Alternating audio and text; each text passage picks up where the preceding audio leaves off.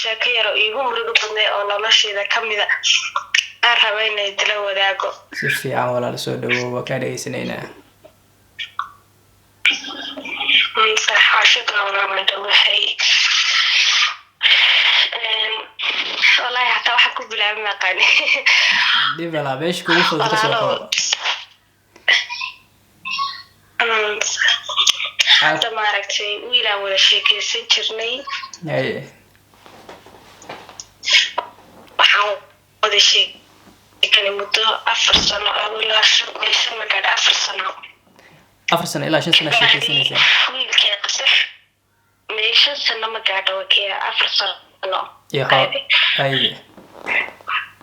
aduu 3 sano oo xiriir caadi lahayn iyo sanad aan aduu xiriir caadi lahayn laakiin khilaafna dhex yaala mar wada hadli jirin banaana wada hadli jirin 4 sano. haye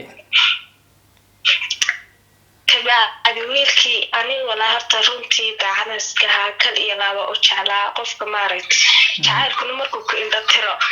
aad u xanuun badan tahay. si fiican waxaad jirta waxyaalo badan oo qaladaad badan oo ku arkay haddana waxaan isdhihi jiray iska dhaaf qoshi jacaylkaan u qabo dartii aan ku dhaafi jiray. maalinna waxaa dhacday subaxda ka mida waxaa dhacday aniga meel shaqatira gabadh bay la soo hadashay waxa ii soo dirtay qoraal dheer saada u fiiriyey oo akhriyey ilaahay ku dhartay bartaan taagnaa ugu sooxay. kabacdi qoraalka waxaa ku qornaa wiilka waxaa la dhihi jira qad. haye ayaan baa la dhahaa ayaan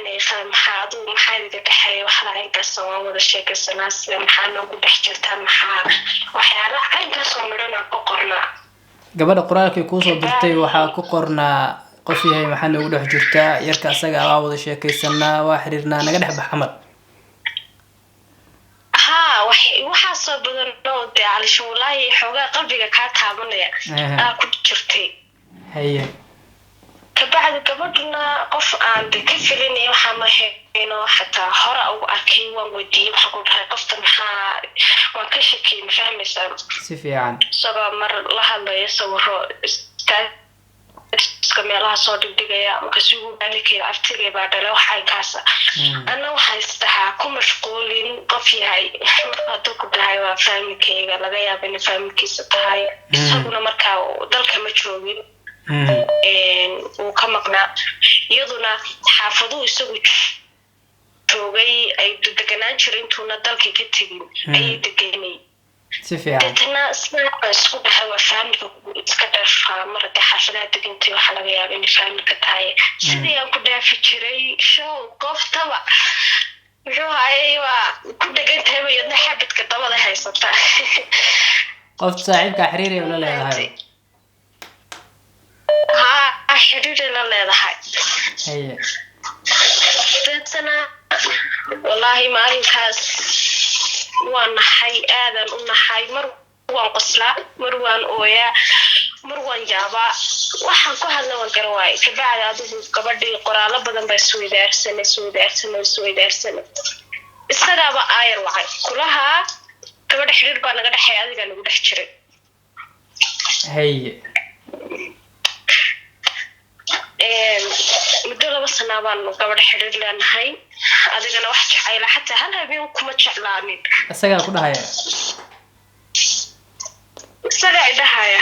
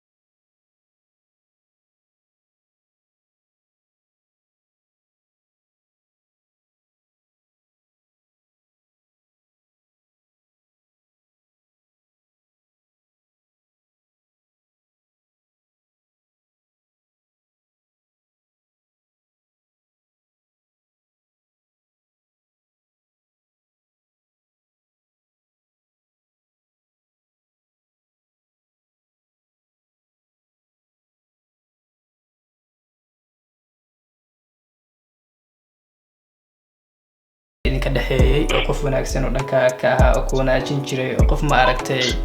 mataqaanaa qof dee xiriir idinka dhaxeeyo oo qof adiga isku dhowdihiin ma ogtaa inuu haddana asagoo bilaa sabab saa wada xiriirayseen isla markii inuu ku yiraahdo qoftaasaa xiriir la leeyahay eniyahay naga dhex bax maxaa keeni kara adiga ana soo waa ta ilaa hadda la yaabanahay muxuu haayay sheekadaasi maskaxdeeda ka dhex ku haysa wallaahi ma weydiisay ma ku tiri maxaa igu tiraaday aniga adiga xiriir baa naga dhexeeya maxaa igu tiri waa isjecelnahay maxaa igu tiri mustaqbalka nolosha waa wadaagaynaa waxyaabahaas dhan ma weydiisay maxaan weydiinaya waxyaalahaas oo dhan waqtigii gabadhu maalinka ila soo hadashay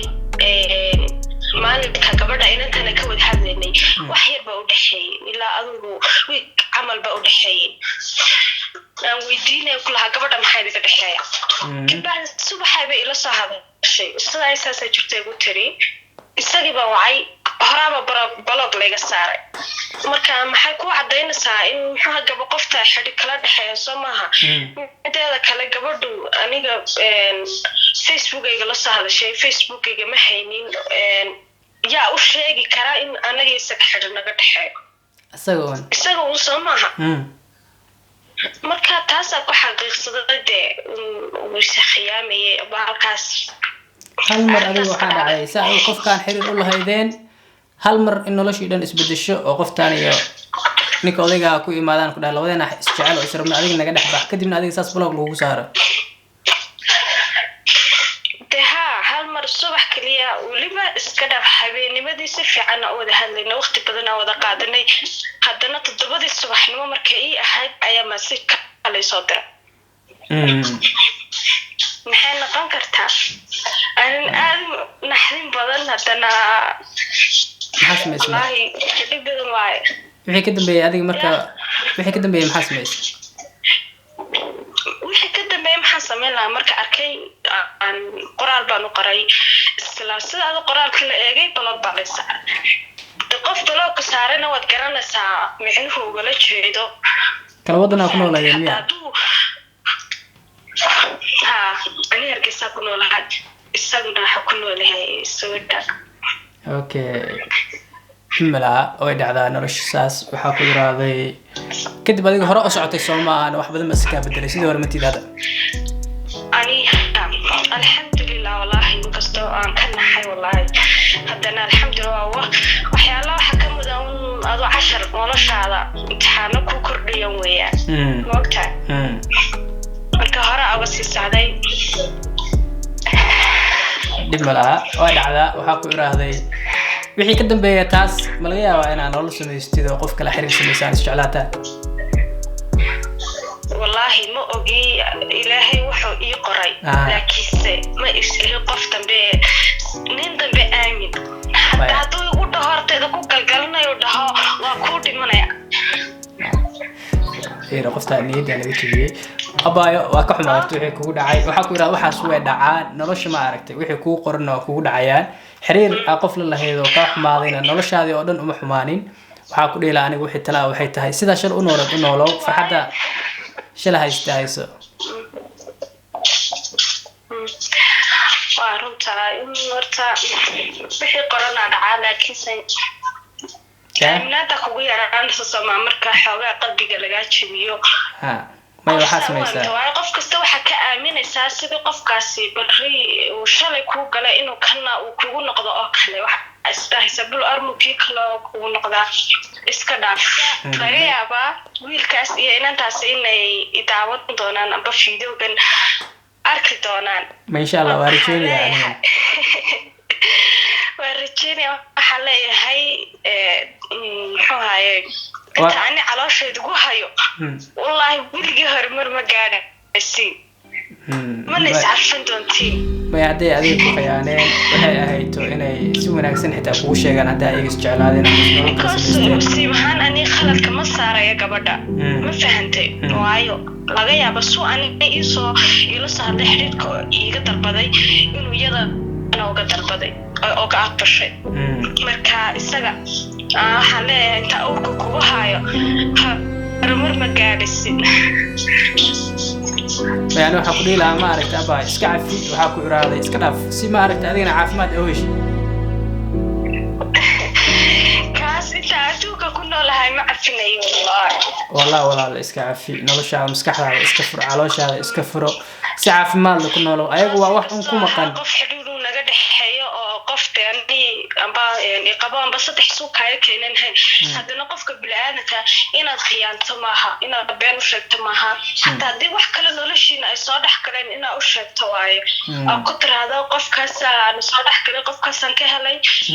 aad runta u sheegto soo maaha haddana ragga Soomaaliyeed runtii baa ku yaraatay runtan u yaraatay anaga dhan alkulistiyaal baan nahay oo arkaa u bixin midaas laayo ilaa dhaliyaabay anaga dad dumarna waa idiga daacadsanahay because qof daacad loo yara muujinaya daaragno hore iskaga dhiimo والله waa ka xumaa arintaas 100% waa ka xumahay insha Allah adigana waxa ku rajaynayaa nolol farxad leh mustaqbalkaaga waxaan ku dhiilaa u istaagin hore u soco waan ku maasantahay maadaama qisadana la wadaagtay kolaniha isaga daraadi wallahi noloshii dib uma dhigay horena waa u socdaa marka hore u socday haddana waa u socdaa alxamdulillah ilaahay calaf fiican nolol fiican ka rajaynaa insha Allah saasa ka rabaa sidii isaga kale igu noqonin qiimahayga iyo